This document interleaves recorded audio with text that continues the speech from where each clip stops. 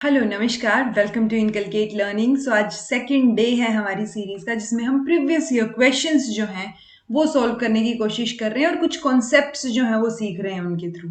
So this is presented by me Raveena. अगर आपको videos informative लग रही हैं तो लाइक, शेयर और सब्सक्राइब जो आप इनकलकेट लर्निंग को कर सकते हैं। तो चलिए, आज का क्वेश्चन है, कल तक हमने 10 क्वेश्चंस किए थे, आज 11 क्वेश्चंस है हमारा, 11th क्वेश्चन है हमारा। Who has proposed that organization shall eliminate the need of quality control after the process? यानी कि ये पूछना चाह रहे हैं कि ये किसने दिया है ये कॉन्सेप्ट, या किस कॉन्सेप्ट में इसकी बात की गई है। ठीक है, सो ऑर्गेनाइजेशन और कॉन्सेप्ट की क्या पूछना चाह रहे हैं ये, कि जो क्वालिटी कंट्रोल है ना उसकी जरूरत पड़े ही ना। यानी कि आपने कोई भी एक चीज का सोल्यूशन निकाला, मान लो आपके पास एक प्रॉब्लम थी, ये फर्स्ट प्रॉब्लम है, आपने इसका सोल्यूशन निकाला, तो आपका वो सोल्यूशन जो है वो इस तरीके का होना चाहिए कि फर्दर जो है इसको क्वालिटी इंप्रूवमेंट की जरूरत पड़े ही ना। ठीक है, इसकी क्वालिटी यहां पे क्या आ जाए, बेस्ट क्वालिटी निकल के आए आपके सॉल्यूशन के बाद, कि इसके बाद जो है आपका जो क्वालिटी कंट्रोल है उसकी जरूरत ही नहीं पड़ेगी, वो आप एलिमिनेट कर सकते हैं उसकी नीड जो है। ठीक है, तो ये किसने दिया है? एडवर्ड डेमिंग, वोल्टर शेवार्ट, सी के प्रहलाद और पोकायोग। तो देखिए, आपको ये याद रखना है कि ये जो फर्स्ट 3 नेम्स हैं, ये जो पहले 3 नाम हैं, ये कौन है? ये क्वालिटी गुरुज हैं, जो कि बहुत इंपॉर्टेंट हैं, जो कि मैं या तो एग्जाम से पहले करवा दूंगी, अगर बाई चांस मैं ना भी करवाऊं तो इनको करके जाइएगा कि इनकी क्या थिंकिंग है, इन्होंने क्या कॉन्सेप्ट्स दिए हैं। सो ये तीनों के तीनों जो हैं वो बहुत इंपॉर्टेंट हैं। लेकिन जो ये आंसर रहेगा वो क्या रहेगा? पोकायोग। पोकायोग जो है वो चेंज का जो प्रोसेस है, चेंज मैनेजमेंट का जो टॉपिक है आपका, वहां से है। और पोकायोग का मतलब क्या होता है? ये एक जापानीज फ्रेज है देखा जाए तो। ठीक है, जापानीज फ्रेज जिसका मतलब रहेगा एरर प्रिवेंशन, यानी कि पोका का मतलब है कि कोई भी एरर। ठीक है, और योग का मतलब है प्रिवेंट, कि आपको एरर प्रिवेंट करनी है, कि इसके बाद आपकी कोई एरर या कोई गलती हो ही ना। जैसे कि एग्जाम्पल, स्मार्टफोन होता है और सिम कार्ड होता है। हमें पता है कि वो जो सिम कार्ड है वो एक पर्टिकुलर पोजीशन या एक पर्टिकुलर वे में लगेगा। अगर आपने गलत तरीके से या उल्टा लगाया उसको तो आपकी सिम नहीं चलेगी। सो वैसा ही कुछ है कि किसी भी चीज का सिर्फ एक ही सोल्यूशन होना चाहिए और वही बेस्ट सोल्यूशन होना चाहिए। तो एरर की गुंजाइश ही ना बचे, उस कॉन्सेप्ट, वो कॉन्सेप्ट की बात कौन करता है? पोकायोग करता है। ये शिजियो शिंगो, इनका नाम याद रखिएगा। ये पोकायोग इन्होंने दिया है। जैसे यहाँ पे नॉर्मली पूछ लिया इन्होंने कि कौन सा है कॉन्सेप्ट, तो कई बार पूछ लेंगे पोकायोग का कॉन्सेप्ट किसने दिया है, तो वो नाम याद रखना जरूरी है, क्योंकि ये जो 3 गुरुज हैं प्लस ये जो कॉन्सेप्ट है, पोकायोग है या 6 सिग्मा कॉन्सेप्ट है, सो आपको पता होना चाहिए कि किसने कौन सा कॉन्सेप्ट दिया है। कई बार बहुत डायरेक्ट फैक्चुअल क्वेश्चन आता है। और ये कौन थे? शिजियो शिंगो, ये इंजीनियर है टोयोटा कार फैक्ट्री में, उस टाइम पे जब इन्होंने इसको डेवलप किया था इस कॉन्सेप्ट को। और ये जो कार फैक्ट्री है, ये जो पोकायोग का कॉन्सेप्ट है, ये आज भी यूज किया जाता है वहां पे। ठीक है, सो पोकायोग क्या हो गया? कॉन्टिन्यूअल इंप्रूवमेंट स्ट्रैटेजी हो गई, जो कि एक तरीके से किस तरफ मूव करती है? हमें क्वालिटी मैनेजमेंट सिस्टम को एक हायर लेवल ऑफ परफॉर्मेंस की तरफ मूव करती है। तो हमें हायर लेवल पे जाना है, ताकि उसके बाद अगर कोई गलती हो भी, क्योंकि हमने प्रिवेंट किया ना, एरर प्रिवेंशन हुआ है पोकायोग की स्ट्रेटेजी के थ्रू, तो वहां पे उसके बाद जो है बहुत नेग्लिजिबल कोई चीज होनी चाहिए अगर गड़बड़ या मिस्टेक हो रही है तो ऐसे ये क्या कर रहा है? ये कॉन्सेप्ट जो है कंप्लीटली एलिमिनेट करना चाह रहा है, कि जब आपने एक प्रोसेस फॉलो कर लिया, इसके भी पर्टिकुलर स्टेजेस हैं, वो आप देख लीजिएगा। तो वो जो पर्टिकुलर स्टेजेस को फॉलो करके आप जब लास्ट में कंट्रोल पे पहुंचे, यानी कि आपको पता चल गया कि ये सॉल्यूशन है और इस तरीके से आप इसको सोल्व करेंगे, सो उसके बाद कोई गुंजाइश नहीं बचनी चाहिए। सो ये है पोकायोग का कॉन्सेप्ट। फिर है, which of the following statements represents the rational underlying span of control. So कौन सी स्टेटमेंट जो है वो स्पैन ऑफ कंट्रोल जो है, इसको स्पैन ऑफ मैनेजमेंट भी बोला जाता है। ठीक है, सो कौन सी जो है आंसर इसका सही रहेगा वो बताइएगा एक बार वीडियो रोक के। ऑप्शंस क्या है? One can work effectively for a period of time, कोई भी व्यक्ति किसी एक पर्टिकुलर टाइम तक ही इफेक्टिवली काम कर पाएगा। One can work with a small number of people, जब आप ग्रुप में काम करते हैं तो कम लोगों के साथ काम कर पाए, उसको हम स्पैन ऑफ कंट्रोल बोलेंगे। One can make a small group of people to work effectively. So आप एक छोटा ग्रुप बनाइए ताकि आप इफेक्टिवली काम कर पाए। One can control a large group of workers. एक व्यक्ति बहुत सारे वर्कर का जो ग्रुप है, लार्ज ग्रुप है, उसको संभाल सकता है। सो ये जो स्पैन ऑफ कंट्रोल है या स्पैन ऑफ मैनेजमेंट है, ये क्या बोलता है कि ऑब्वियसली जब आप मैकेनिकली कोई काम कर रहे हैं, एक आपने 4 लोगों का एक ग्रुप बनाया, जिसमें से आपने 5 का लगा लीजिए, 5 का ग्रुप बनाया, एक इसमें कौन है, लीडर है। एक आपने 10 लोगों का ग्रुप बनाया, उसमें से एक लीडर बना दिया। एक आपने 40 लोगों का ग्रुप बना दिया। तो वो जो नंबर है वो जैसे जैसे इंक्रीज होगा, उसकी वजह से क्या होगा, वो जो मैनेजमेंट है वो गड़बड़ाएगी। तो जितना कम होगा, जितना स्मॉल ग्रुप होगा, उसको आप इफेक्टिवली काम करवा सकते हैं उससे। ठीक है। सो एक जो लीडर होगा, one can make a small group of people to work effectively. So छोटा ग्रुप है तो अब आप इफेक्टिवली उससे काम करवा सकते हैं। तो ये आंसर हो जाएगा।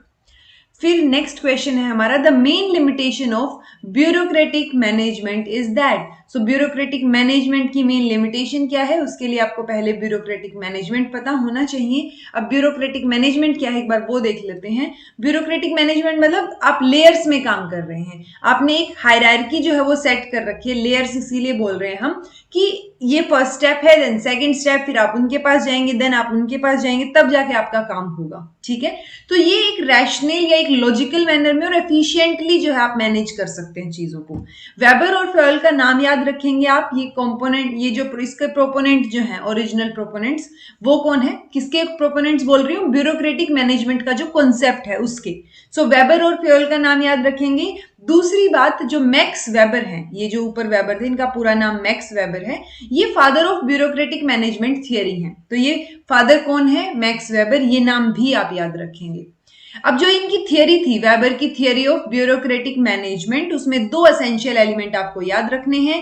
पहला है कि हायरार्की, कि जो ऑर्गेनाइजेशन है उसमें एक पर्टिकुलर हायरार्की हो। तो वो जो पूरा स्ट्रक्चर है, जैसे आपके स्कूल में होगा, टीचर्स हैं, प्रिंसिपल, उसके टीचर्स, वाइस प्रिंसिपल, प्रिंसिपल, तो इस तरीके से एक हायरार्की है ना। तो वो हायरार्की होनी चाहिए किसी भी ऑर्गेनाइजेशन में, पहली बात। दूसरी बात ये बोल रहे हैं कि क्लियर जो है rational legal decision making rules होने चाहिए। अब फॉर एग्जाम्पल किसी भी स्कूल में अगर आप एडमिशन लेने जाएंगे, सॉरी तो जब आप किसी स्कूल में एडमिशन लेने जाते हैं तो वहां पे क्या होता है कि पर्टिकुलर रूल्स होते हैं कि ये पहले टेस्ट लिया जाएगा, उसके मतलब एक पर्टिकुलर प्रोसीजर आप फॉलो करेंगे ना। सो उसी प्रोसीजर की, उसी एक पर्टिकुलर रूल्स की बात हो रही है, रूल्स एंड रेगुलेशंस की। सो सबसे पहले तो हायरार्की होनी चाहिए, दूसरा रूल्स एंड रेगुलेशन होने चाहिए। तो अगर ये सिचुएशन है किसी भी ब्यूरोक्रेटिक मैनेजमेंट की, तो वहां पर आपकी क्या क्या लिमिटेशन हो सकती हैं वो देख लेते हैं। सो एक लिमिटेशन तो होगी रिजिडिटी की, कि रूल्स एंड रेगुलेशन है तो वहां पे फ्लेक्सिबिलिटी जो है वो कम हो जाएगी, कि पर्टिकुलर रूल्स हैं, किसी को वो ऐसे सिंपैथेटिक नजरों से नहीं देखा जा रहा है, उन रूल्स के अकॉर्डिंग काम हो रहा है, तो वो रिजिड हो जाएंगी चीजें जहां भी रूल्स एंड रेगुलेशन की बात आएगी। दूसरा हो जाएगा गोल डिस्प्लेसमेंट, जिसको हम वर्क प्रोसीजर थ्वार्टेड भी बोलते हैं। क्यों बोलते हैं, क्योंकि आप उस गोल से डिस्प्लेस हो गए हैं। अगर आप हर लेवल पे, मान लीजिए हायरार्की है पर्टिकुलरली और 10 लेवल है कॉन्टिन्यूटी में, आपको वो 10 लेवल क्रॉस करके जो है कोई काम आपका होगा, सो हो सकता है गोल डिस्प्लेसमेंट हो जाए। सो वो वर्क प्रोसीजर जो है वो वहां पे क्या है, बाधा आ जाती है थोड़ी सी। अब हम इसका आंसर क्वेश्चन देखते हैं, जो कि हमारा ये था। मेन लिमिटेशन पूछी गई थी, work efficiency get question. So rules and regulation आपने बनाए हैं तो वर्क एफिशिएंसी को आप क्वेश्चन कर सकते हैं, वो लिमिटेशन नहीं होगी। वर्क प्रोसीजर गड़बड़ा जाए या workers have no choice in work procedure, work procedure में वर्कर्स की चॉइस होगी क्योंकि पर्टिकुलर रूल्स एंड रेगुलेशंस हैं। Observing rules and regulation without emphasising work procedure, ये भी कोई लिमिटेशन नहीं हुई। सो लिमिटेशन क्या होगी हमारी, कि वर्क प्रोसीजर जो है वो थ्वार्ट हो जाएगा, यानी वर्क प्रोसीजर बीच में गड़बड़ा सकता है, या जो गोल डिस्प्लेसमेंट की हमने बात की है वो यहाँ पे हो सकता है। तो ये नाम जो है आप वेबर का, और वेबर को फादर बोलते हैं किस चीज का, वो आप कमेंट करके बताइएगा। फिर आता है which among the following is best suited for the assessment of social skills. तो सोशल स्किल्स के असेसमेंट के लिए इनमें से कौन सा ऑप्शन जो है वो बेस्ट रहेगा? इसका आंसर जो है वो रूब्रिक्स हो जाएगा, क्योंकि बाकी चीजों में रेस्ट्रिक्ट हो जाती हैं कुछ ना कुछ। चेकलिस्ट में आपने चेकलिस्ट बना ली कि क्या क्या चीजें हैं उस बच्चे में, आपने कुछ एक पर्टिकुलर चीजें बनाई लेकिन हमें लिमिटेशंस पता नहीं चली। रेटिंग स्केल में आप रेट कर रहे हैं 1 2 3 किसी भी स्किल को लेके। न्यूमेरिकल स्केल में भी आप रेट ही कर रहे हैं एक तरीके से, न्यूमेरिकली उसमें हमने न्यूमेरिकल फॉर्म में दे दिया वो रेटिंग, ठीक है। लेकिन रूब्रिक्स में क्या है कि आप कंप्लीट असेसमेंट करते हैं बच्चे का। रूब्रिक्स में यूजुअली आपको टेबल्स दिखाई देंगी कि मान लो अगर आप मतलब किसी भी चीज की हो सकती है कि जैसे स्टूडेंट ने लंच का जो है वो चीज, उसका लंच नहीं होमवर्क लगा लीजिए, होमवर्क कंप्लीट किया या नहीं, ठीक है। सो एक तो है रेटिंग स्केल क्या करेगा, किया या नहीं किया। न्यूमेरिकल स्केल अपने हिसाब से चीजें करेगा, चेकलिस्ट भी टिक और रोंग करेगा कि नहीं किया या किया है, ठीक है। लेकिन रूब्रिक्स में क्या हो जाएगा कि हाँ मैंने कंप्लीट कर लिया, या मैंने थोड़ा सा कंप्लीट किया, या मैंने बिल्कुल कंप्लीट नहीं किया। तो वो सारी चीजें जो है आप अच्छे से मेजर कर सकते हैं, अच्छे से असेसमेंट जो है वो यहाँ पे हो सकती है। तो इसका आंसर रूब्रिक्स हो जाएगा। 15th क्वेश्चन है, during the course of teaching a teacher very often uses probing questions to clarify students ideas and concepts। तो टीचर जब पढ़ा रहा होता है तो बीच बीच में कुछ एक क्वेश्चन पूछता है। वो जो क्वेश्चंस हैं वो आप कौन से असेसमेंट प्रोसीजर से लिंक कर सकते हैं। सो कौन सा असेसमेंट प्रोसीजर होगा? डायग्नोस्टिक। अब एक तो इसने बोल दिया कि टीचर कोर्स में पढ़ा रहा है ऑलरेडी, यानी ड्यूरिंग द कोर्स बात हो रही है। सो डायग्नोस्टिक हम यूजुअली स्टार्टिंग में करते हैं कि टीचर जब नया नया क्लास में आया है और उसको क्लास के बारे में ज्यादा नहीं पता, उसको ये नहीं पता बच्चों को कितनी नॉलेज है, तो उसको चेक करने के लिए डायग्नोस्टिक असेसमेंट हो जाती है, ठीक है। प्रिडिक्टिव असेसमेंट की टीचर ऑटोमेटिकली प्रिडिक्ट कर रहा है कि इस चीज, ये आंसर अगर बच्चे ने दिया है तो इसको कितना आता होगा। फॉर्मेटिव असेसमेंट जो ड्यूरिंग द कोर्स कभी भी टीचर क्वेश्चन पूछता है, टेस्ट लेता है, वो जो है फ्रिक्वेंटली या रेगुलर वे में जो असेसमेंट हो रही होती है वो फॉर्मेटिव हो गई। समेटिव एंड में होती है। तो ये क्या आंसर रहेगा इसका? सी आंसर जो है वो इसका करेक्ट होगा। और मैंने नोटिस किया आप जिन जिन ने क्वेश्चन अटेम्प्ट करके देखे वो एक बार जेन्युइनली अटेम्प्ट करके देखिए। आप मार्क्स कमेंट मत कीजिए, लेकिन आप अटेम्प्ट करके देखिए, वो ज्यादा जरूरी है, ठीक है। आप वीडियो सुनिए, ऑब्वियसली डिस्कशन ज्यादा जरूरी है, लेकिन आप अटेम्प्ट करके देखेंगे तो आपको आइडिया रहेगा कि 10 में से जो है वो कितने क्वेश्चंस मेरे सही मिले। तो वो जरूर चेक करके देखिएगा।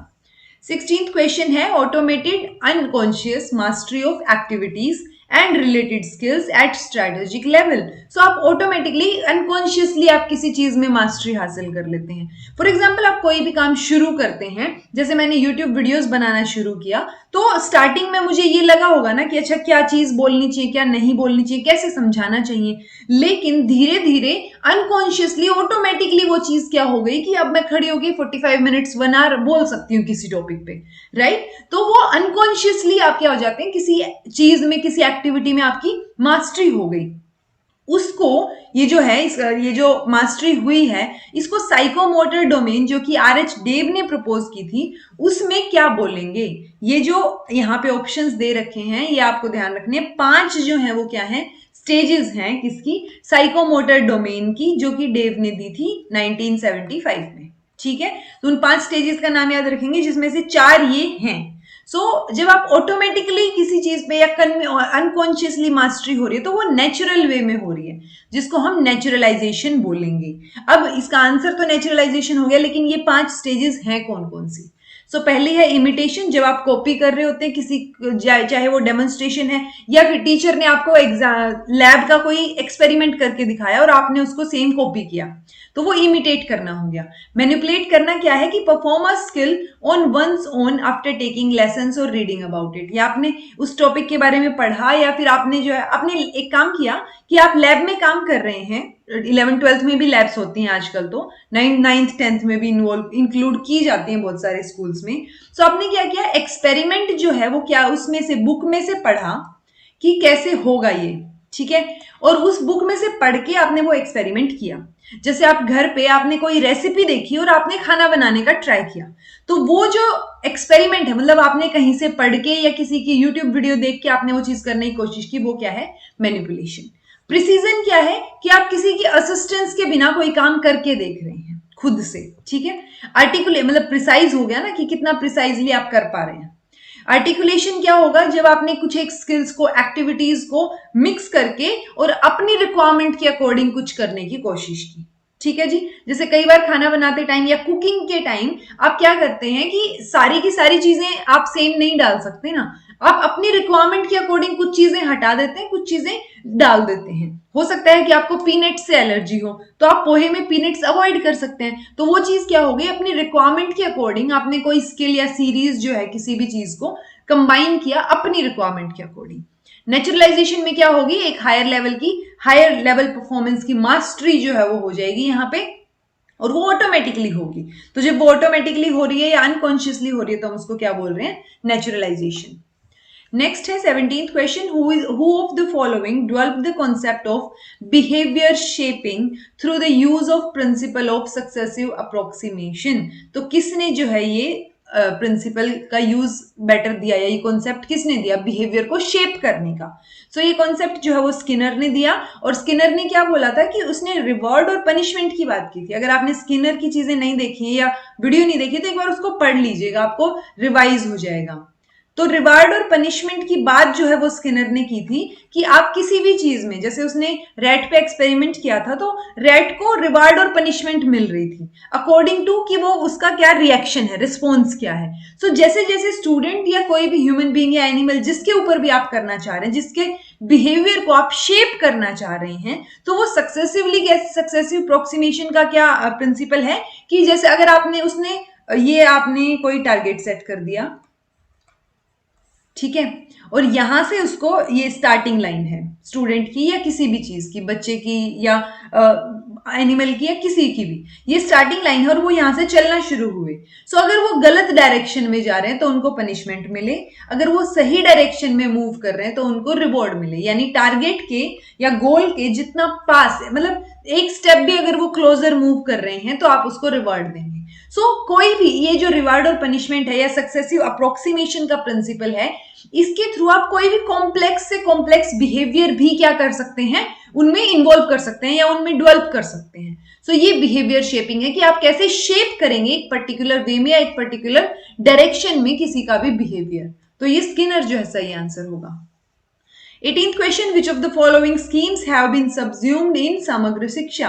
तो जो समग्र शिक्षा अभियान है, SSA सर्व शिक्षा अभियान को लिखते हैं हम यूजुअली, तो समग्र शिक्षा अभियान में कौन कौन सी स्कीम्स को मर्ज किया गया है। अगर आपने वीडियोस देखी होंगी मेरी तो आपको इसका आंसर अच्छे से पता होगा।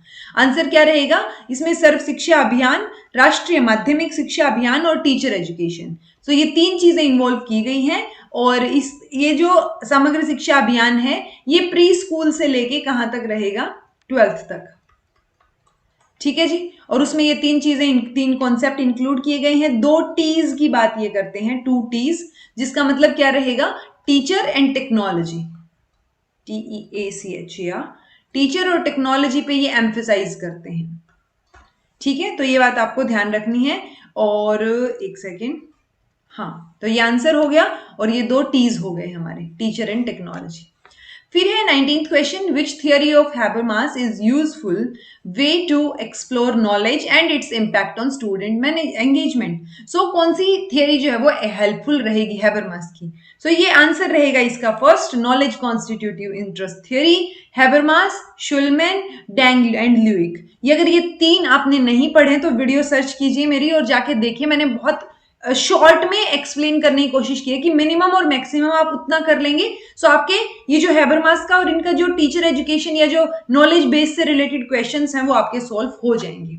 ए आंसर रहेगा। नेक्स्ट है डेंग एंड ल्यूइक, ये भी हैबरमास, शुलमैन और डेंग एंड ल्यूइक। ये नाम आप तीनों के तीनों कॉन्सेप्ट जो हैं वो याद रखेंगे। इसके जो 3 कॉन्सेप्ट्स हैं नॉलेज के जो कि डेंग एंड ल्यूइक ने प्रपोज किए हैं वो कौन से हैं। ऐसे बहुत फैक्चुअल क्वेश्चन है ये, अगर आपको नहीं आता तो आपको नहीं आता। बेटर है ना, एक बार जो फैक्चुअल क्वेश्चंस आने के चांसेस हैं आप वो तो पढ़ लीजिए, राइट। इसका आंसर क्या हो जाएगा, डिसिप्लिनरी, प्रैक्टिकल एंड एक्सपीरियंशियल। ये 3 कॉन्सेप्ट जो है वो किसने दिए हैं, डेंग और ल्यूइक ने दिए हैं। आई होप आपको ये 10 क्वेश्चंस के कॉन्सेप्ट क्लियर हुए होंगे। कुछ समझ ना आया हो तो कमेंट करके पूछ लीजिएगा, और बाकी जो है thank you so much for watching and all the best for your exams. और तब तक के लिए धीरे धीरे प्रिपरेशन करते रहिए, और ये सीरीज जो है वो कोशिश करेंगे कंटिन्यू रहे हमारी, और हम ज्यादा से ज्यादा क्वेश्चंस और उनसे रिलेटेड कॉन्सेप्ट्स जो हैं वो क्लियर कर पाए। तब तक के लिए be happy, keep smiling, take care.